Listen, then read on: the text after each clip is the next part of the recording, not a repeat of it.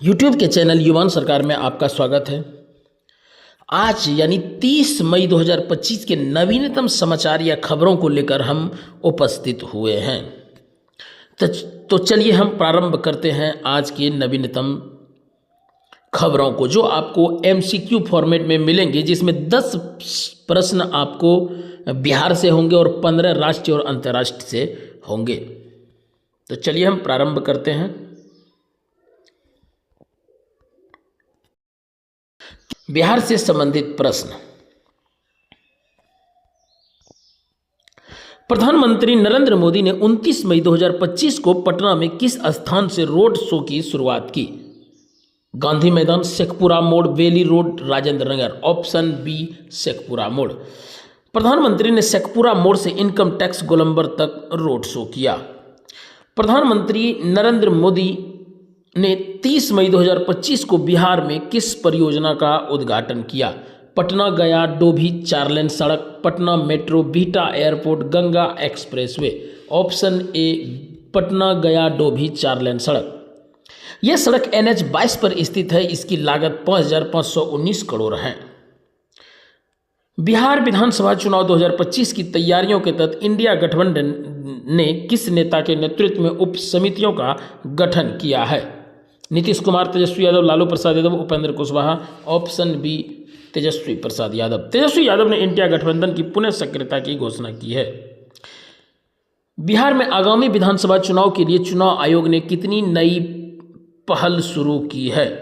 10, 15, 18, 20। Option C 18।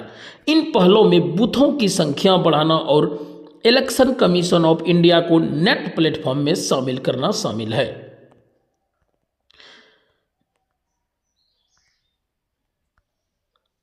प्रधानमंत्री मोदी ने बिहार में किस ग्रीनफील्ड कॉरिडोर की आधारशिला रखी? पटना आरा सासाराम, पटना बक्सर, पटना मुजफ्फरपुर, पटना भागलपुर। ऑप्शन ए पटना आरा सासाराम।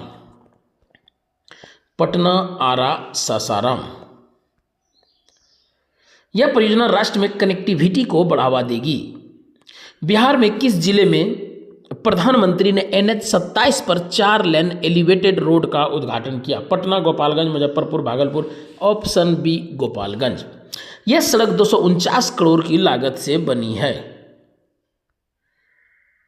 बिहार के कितने नेताओं को भारत की संयुक्त राष्ट्र सुरक्षा परिषद UNSC में आतंकवाद पर कूटनीतिक प्रयासों के लिए चुना गया है? 1, 2, 3 और 4। Option B 4। यह नेता भारत की वैश्विक आतंकवाद विरोधी रणनीति का हिस्सा हैं।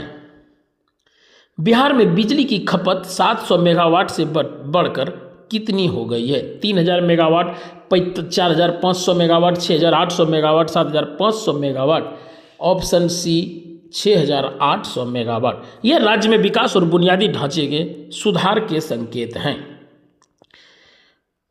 बिहार में ECINET प्लेटफॉर्म का उद्देश्य क्या है? यानी election commission of India net platform का उद्देश्य क्या है? शिक्षा सुधार, स्वास्थ्य सेवाएं, चुनाव सेवाओं को डिजिटल रूप से एकीकृत करना, कृषि विकास। ऑप्शन सी चुनाव सेवाओं को डिजिटल रूप से एकीकृत करना। यह प्लेटफॉर्म 40 से अधिक ऐप्स और वेबसाइट्स को एकीकृत करता है। प्रधानमंत्री मोदी ने बिहार में किस हवाई अड्डे के सिविल इनक्लेव की आधारशिला रखी? Patna airport, Bihta airport, Gaya airport, Darbhanga airport. Option B Bihta airport. यह परियोजना राज्य में हवाई कनेक्टिविटी को बढ़ावा देगी। तो चलिए खबरें अब देखते हैं राष्ट्रीय और अंतर्राष्ट्रीय विषयों पर, जो महत्वपूर्ण 15 प्रश्न हैं। कौन सा राज्य प्रधानमंत्री सूक्ष्म खाद्य प्रसंस्करण उद्यम योजना PMFME के क्रियान्वयन में प्रथम स्थान पर है? उत्तर प्रदेश, महाराष्ट्र, बिहार, गुजरात। Option C Bihar. बिहार ने इस योजना के तहत सर्वाधिक लाभार्थियों को शामिल किया है। भारत ने पाकिस्तान के दुष्प्रचार का मुकाबला करने के लिए संयुक्त राष्ट्र सुरक्षा परिषद में कितने नेताओं को भेजा है? 5, 6, 7, 8। ऑप्शन सी 7 नेताओं को। इनमें से 2 बिहार से हैं। हाल ही में किस राज्य ने मध्य प्रदेश के साथ मिलकर भारत का पहला अंतर राज्य चीता संरक्षण गलियारा बनाया? राजस्थान, छत्तीसगढ़, महाराष्ट्र, गुजरात। Option A Rajasthan. यह गलियारा चीता संरक्षण के लिए महत्वपूर्ण है। हाल ही में किस नदी के संदर्भ में यह बताया गया है कि यह केवल 3 राज्यों से होकर बहती है? गंगा, यमुना, ताप्ती, नर्मदा। Option C Tapti. ताप्ती नदी मध्य प्रदेश, महाराष्ट्र और गुजरात से होकर बहती है। हाल ही में किस मिसाइल प्रणाली के बारे में चर्चा हुई जो सुपरसोनिक क्रूज मिसाइल है? अग्नि, BrahMos, Nag, Trishul. Option B. Option B BrahMos. हाल ही में किस देश ने अंतरिक्ष में पहला 3D प्रिंटेड घर बनाने का दावा किया है? अमेरिका, चीन, जापान, रूस। Option A America. अमेरिका की एक निजी कंपनी ने अंतरिक्ष में पहली बार 3D प्रिंटिंग तकनीक से घर बनाया है। हाल ही में भारत में पहली बार हाइड्रोजन ईंधन से चलने वाली ट्रेन किस राज्य में शुरू हुई?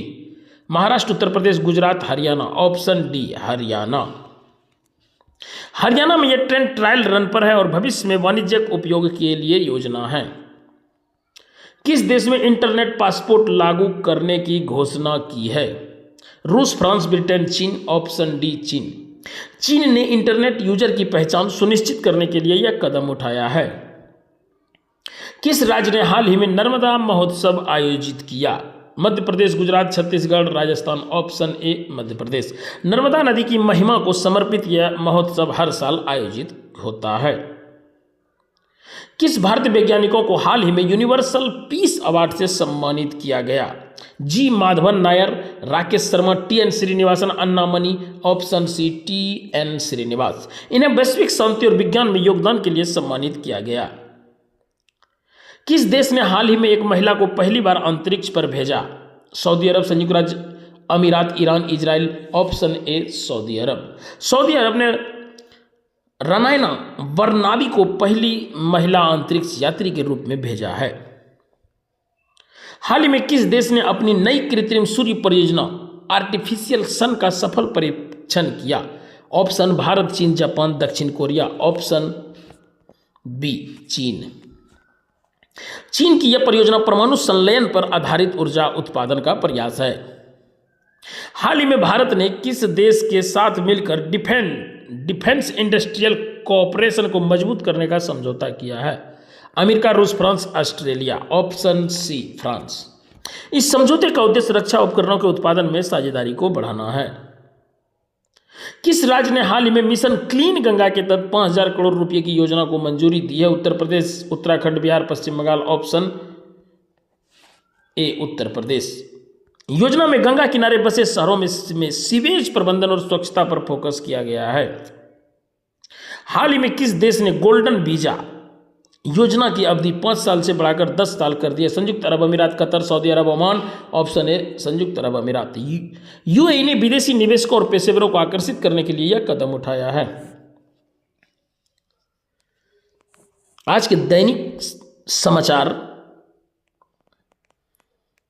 को यहीं हम समाप्त करते हैं। मिलते हैं कल नए खबरों के साथ। धन्यवाद।